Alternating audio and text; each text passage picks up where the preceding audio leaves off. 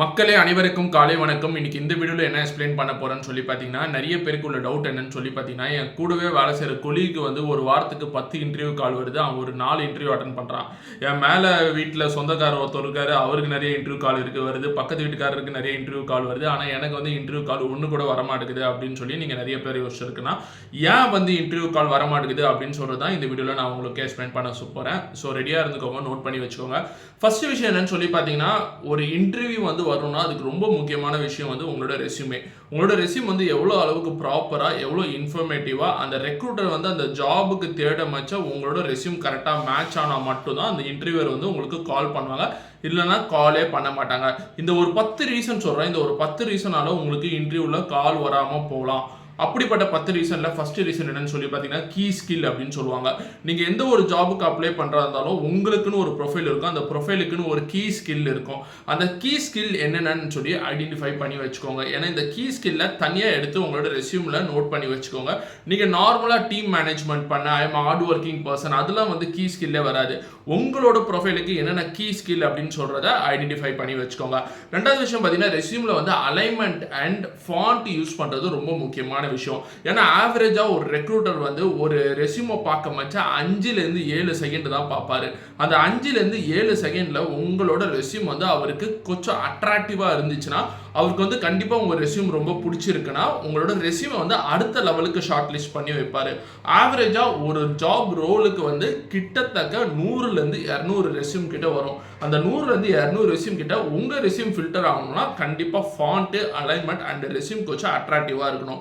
மூணாவது விஷயம் பார்த்தீங்கன்னா, ஏடிஎஸ் ஃப்ரெண்ட்லி ரெஸ்யூமே அப்படின்னு சொல்லுவாங்க.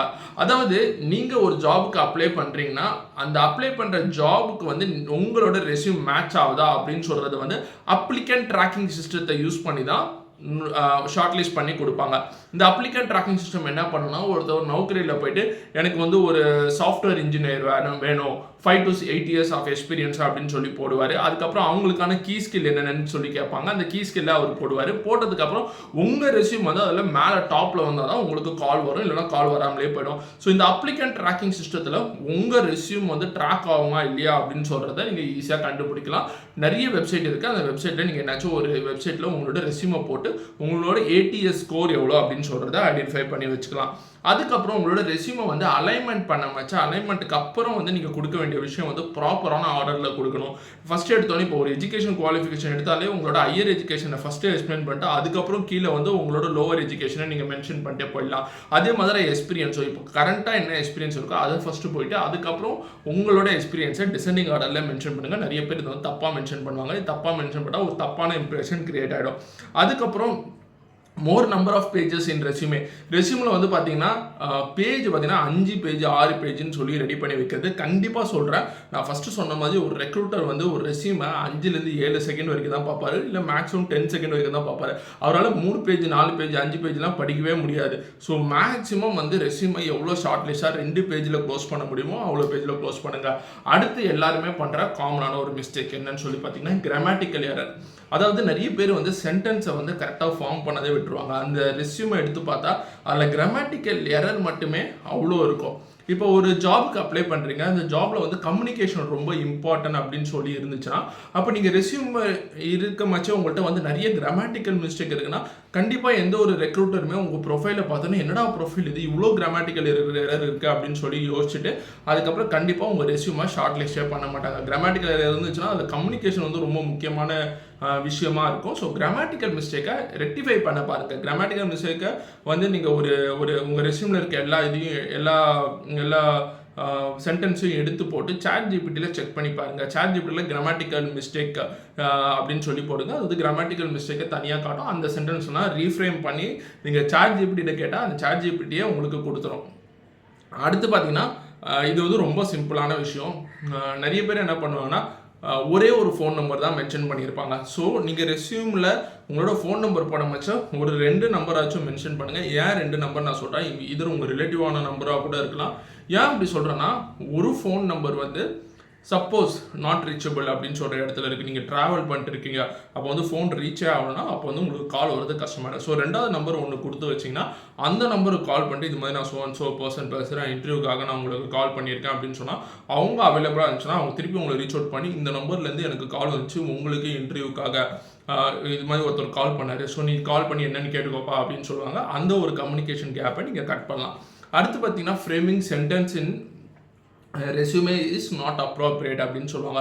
அதாவது நீங்கள் ரெஸ்யூம் ரெடி பண்ணுறீங்கன்னா இதில் நிறைய பேர் பண்ணுற ஒரு சில காமனான மிஸ்டேக் என்னென்னு நான் சொல்கிறேன். சென்டென்ஸ் ஃப்ரேம் பண்ண வச்சா தப்பாக ஃப்ரேம் பண்ணுறது. அதாவது அவங்க வந்து நிறைய ஒர்க் பண்ணியிருப்பாங்க, ஆனால் சிம்பிளாக வந்து அந்த ஒர்க்கை வந்து ரொம்ப சிம்பிளாக போட்டிருப்பாங்க. இது மாதிரி மேனேஜ் பண்ணேன், இது மாதிரி இதை சக்ஸஸ்ஃபுல்லாக எக்ஸிக்யூட் பண்ணேன் அப்படின்னு சொல்லி போட்டிருப்பாங்க. அந்த சென்டென்ஸ்லாம் ரீஃப்ரேம் பண்ணி உங்களோட கான்ட்ரிபியூஷன் என்ன, உங்களோட கான்ட்ரிபியூஷனால் அந்த ஒரு ப்ராஜெக்டோ அந்த ஒரு டெலிவரபிளோ சக்ஸஸ் ஆனிச்சுன்னா அதை மென்ஷன் பண்ணுங்கள். அடுத்து பார்த்தீங்கன்னா not viewing the job portal regularly அப்படின்னு நான் சொல்லுவேன். ஏன்னா நௌக்கரி, நிறைய ஐஏஎம் ஜாப்ஸ், இது மாதிரி நிறைய இருக்க நிறைய ஜாப் போர்ட்டல் வந்து யாரெல்லாம் வந்து அடிக்கடி ஃப்ரீக்வெண்ட்டாக வந்து ஜாப் தேடிருக்காங்க அப்படின்னு சொல்கிறத வந்து ரெக்ரூட்டருக்கு காட்டிக்கிட்டே இருக்கும். லாஸ்ட் சீன் பை அப்படின்னு சொல்லி காட்டும். இந்த லாஸ்ட் சீன் பையை வச்சு கூட உங்களோட ரெஸ்யூம் ஷார்டேஜ் பண்ணலாம். மேக்ஸிமம் உங்களோட ஜாப் போர்ட்டலில் நீங்கள் வீக்லி ஒன்ஸ் ஆச்சும் ஓப்பன் பண்ணி பார்த்தீங்கன்னா நீங்கள் ஜாபுக்கு வந்து டெஸ்பரேட்டாக ஜாப் தேடிருக்கீங்க அப்படின்னு சொல்கிறது உங்களுக்கு தெரிய வந்துடும். அடுத்து ரொம்ப முக்கியமான விஷயம், இந்த விஷயம் வந்து யாருமே சொல்லியிருக்க மாட்டாங்க, not applying at correct time அப்படின்னு சொல்லுவேன். அதாவது ஜாபுக்கு அப்ளை பண்ண வச்சா கரெக்டான டைமில் அப்ளை பண்ணும். இப்போ நௌக்கரி அப்படின்னு சொல்கிற ஆப் எடுத்துக்கிட்டிங்கன்னா அந்த ஆப் எப்படி ஒர்க் ஆகும்னா, நீங்கள் வந்து ஒரு ஜாபுக்கு அப்ளை பண்ணுறீங்க, ஃப்ரைடே ஈவினிங் அப்ளை பண்ணுறீங்க, இல்லை சாட்டர்டே சண்டே அப்ளை பண்ணுறீங்க, அப்போ மண்டே வந்து அப்ளை பண்ணுறீங்க, இது மாதிரி 4 நாளில் நீங்கள் மேக்ஸிமம் அப்ளை பண்ணுறீங்கன்னு வச்சுக்கோங்களேன். இப்போ அந்த ரெக்ரூட்டருக்கு எது காட்டும்னா மண்டே வந்து ஒருத்தவங்க ஜாப் அப்ளை பண்ணியிருப்பாங்க பார்த்தீங்களா, அந்த நோட்டிஃபிகேஷன் தான் ஃபஸ்ட்டு காட்டும். அதுக்கு கீழே தான் வந்து மற்ற நோட்டிஃபிகேஷன்லாம் காட்டும், இந்த பர்சன் அப்ளை பண்ணியிருக்காங்க, இந்த பர்சன் அப்ளை பண்ணியிருக்காங்க அப்படின்னு சொல்லிட்டு. மேக்ஸிமம் நிறைய பேர் ஜாப் அப்ளை பண்ண வச்ச ஃப்ரைடே ஈவினிங், சாட்டர்டே சண்டேன்னு அப்ளை பண்ணுவாங்க. நீங்கள் அப்ளை பண்ணுறீங்கன்னா மண்டே காலைல அப்ளை பண்ண பாருங்கள். ஏன்னா உங்களோட ஜாப் ப்ரொஃபைல் வந்து ஷார்ட் லிஸ்ட் ஆகிறதுக்கான வாய்ப்பு அதிகமாக இருக்குது. இந்த பேசிக்கான இன்ஃபர்மேஷன் வந்து நிறைய பேருக்கு தேவைப்படும். ஏன்னா நிறைய பேர் யோசிச்சுருப்பாங்க, எனக்கே இன்டர்வியூ கால் வர மாட்டேங்குது, என்னோட ப்ரொஃபைல் நல்லா இருக்குது, நான் நிறைய ஒர்க் பண்ணியிருக்கேன் அப்படின்னு சொல்லி. அதுக்கான ரீசன் தான் இந்த 10 ரீசனும் நான் உங்களுக்கு எக்ஸ்பிளைன் பண்ணியிருக்கேன். இந்த பேசிக்கான இன்ஃபர்மேஷன் எல்லாரும் தெரிஞ்சு வச்சுக்கோங்க. யாருக்கு யூஸ்ஃபுல்லாக இருக்குன்றதை அவங்க ஷேர் பண்ணுங்கள். தேங்க்ஸ் ஃபார் வாட்சிங் video. It's bye from Manikandan. Bye.